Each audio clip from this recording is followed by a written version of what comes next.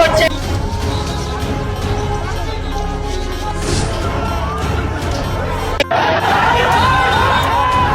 চমৎকার সুযোগ অপরাধীদের জন্য। যেহেতু আমরা একটা অরাজক পরিস্থিতির মধ্যে বিরাজ করছি, তারা খুব ভালোভাবেই জানে যে এই সময় যদি এই সমস্ত অপরাধ করা যায় তাহলে এখান থেকে পরিত্রাণ পাওয়া সম্ভব। চোর সমন্বয়কদের বিন্দুমাত্র ছাড় নয়, লুট করায় সমন্বয়কদের হুমকি দিলেন সেনাপ্রধান।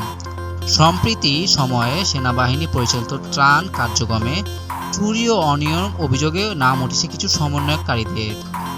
এ নিয়ে কঠোর হুঁশিয়ারি দিলেন সেনাপ্রধান। আজ সকালে এক জরুরি সংবাদ সম্মেলনে তিনি বলেন, যে বা যারা ত্রাণ কার্যক্রম চুরি বা লুটপাটের সঙ্গে জড়িত তারা যতই প্রভাবশালী হোক না কেন কাউকে কোনো ছাড় দেওয়া হবে না। আমরা ইতিমধ্যেই তদন্ত করেছি এবং দোষীদের আইনের আওতায় আনতে যাচ্ছি। তিনি আরও বলেন, দুর্যোগকালে সাধারণ মানুষের পাশে দাঁড়ানো আমাদের দায়িত্ব। কেউ সেই দায়িত্ব পালনে বাধা দিলে তাকে চরম মূল্য পরিশোধ করতে হবে।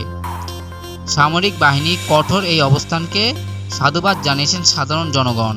অনেকেই মনে করছেন এই পদক্ষেপের কারণে দেশের দুর্নীতি ও অনিয়ম কমে আসবে।